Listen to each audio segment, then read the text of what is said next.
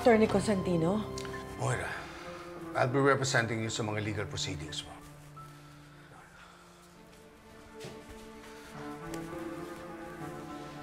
Ano nangyari sa'yo?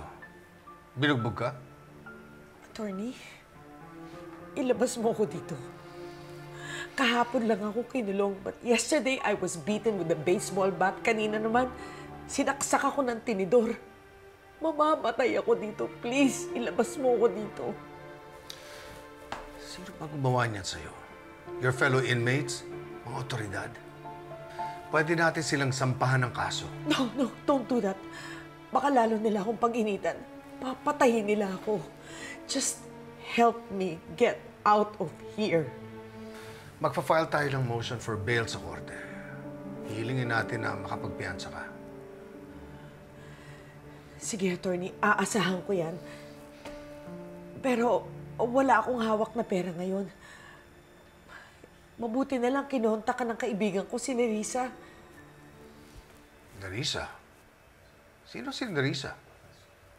Nerissa Sandoval. Hindi pa siyang kumontak sa'yo? No. Attorney. Doc. Ay.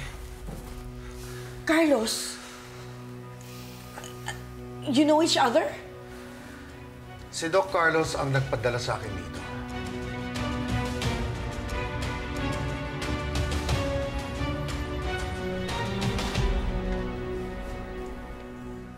Talaga ba? Eh, bakit hindi pa siya nagsasabi ng totoo? Eh, ang rason niya, magagalit daw ako kapag sinabi niya sa akin. Sa totoo lang, kahit sa akin man nangyari yon, magagalit din ako, lalo pa kung kayakap si Zoe. Bakit? Teka muna. Ako talaga naguguluhan na ako eh.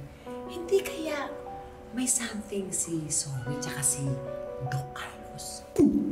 Ang magjowa, malay natin. Tumahimik ka nga.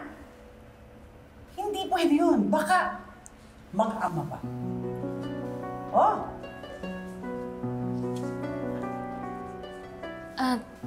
Pwede po ba akong sumabat? Lola, Nina, huwag niyo pong pag-isipan ng gano'n si Doc Carlos at si Zoe. Nung isang araw nga po, nakita ko po na galit po si Doc Carlos kay Zoe. Tapos hawak-hawak niya pa po si Zoe, parang nasaktan pa po si Zoe. Teka anak, ginawa yun ni Carlos? Opo. Tapos yung rason po niya, tinatanong niya daw po si Zoe kung may alam po siya sa nang loob sa bahay niyo. Ay, alam nyo, naguguluhan na talaga ako sa dalawang yun. Hindi ko maintindihan kung anong drama nila sa buhay. Alam mo, parang iba talaga yung pakiramdam ko dun sa dalawang yun eh. Nung nakita ko magkayakap si Carlos tsaka si Zoe, tama ko kayo Chang eh. Para silang mag-ama. Yung turing ni Carlos kay Zoe parang anak. Eh kaya siguro itong si Zoe, nag-o-open up kay Carlos kasi ang tingin niya, tatay na si Carlos.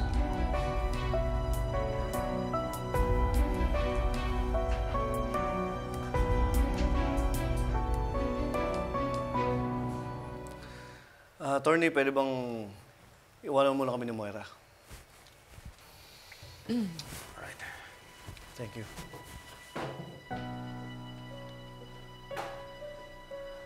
Carlos, salamat at tinulungan mo ko. Huwag kang lumapit sa akin. Nandito ako hindi para tulungan ka. O para maawa sa'yo. Nandito ako to make sure na hindi mo ko idadamay sa kaso. Kami ni Zoe. Asa mo si Zoe? Bakit hindi niya ako binibisita? Pinagbawalan ko siya. Bakit? It's for her own good. Ako nang bahala sa attorney mo. Sa lahat. Basta siguraduhin mo lang na hindi kami madadamay ni Zoe sa mga statements mo.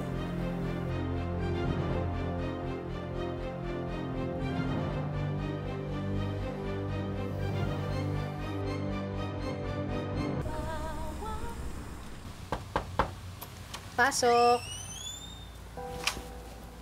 Madam Lotus, naandito na po yung pinatawag nyo. Ay, okay.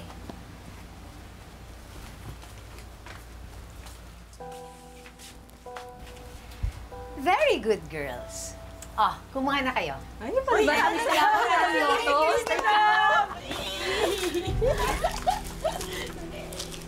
Yung madam.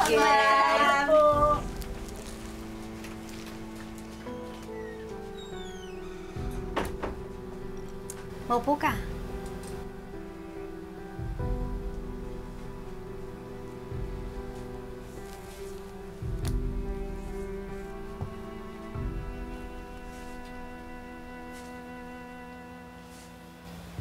Upo ka ba o hindi?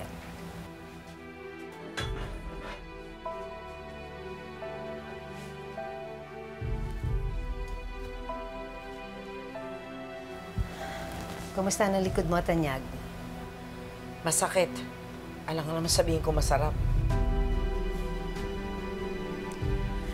Dahil may pagkakomedyante ka, palalampasin ko yan. Pero kapag hindi matino ang sagot mo sa tanong ko, pwede kong dagdagan yan. Aray, ito, sasagot na ng maayos, Ikaw naman? Gusto mo pang nasasaktan ka?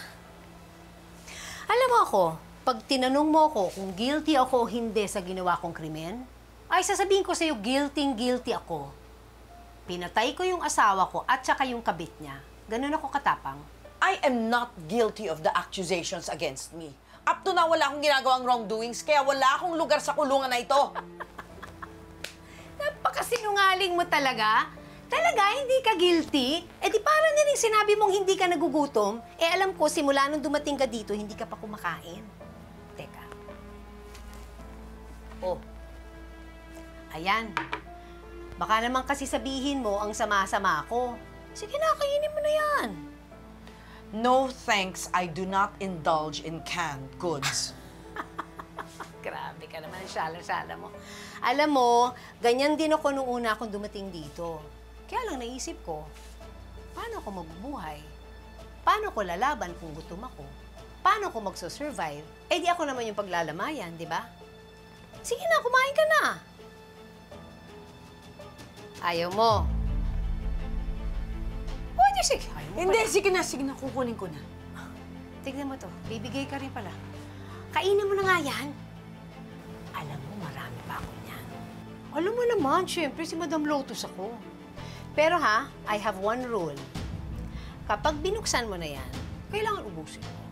Kasi ayokong nasasayang yung pagkain. Okay? Sige na, kainin mo na yan.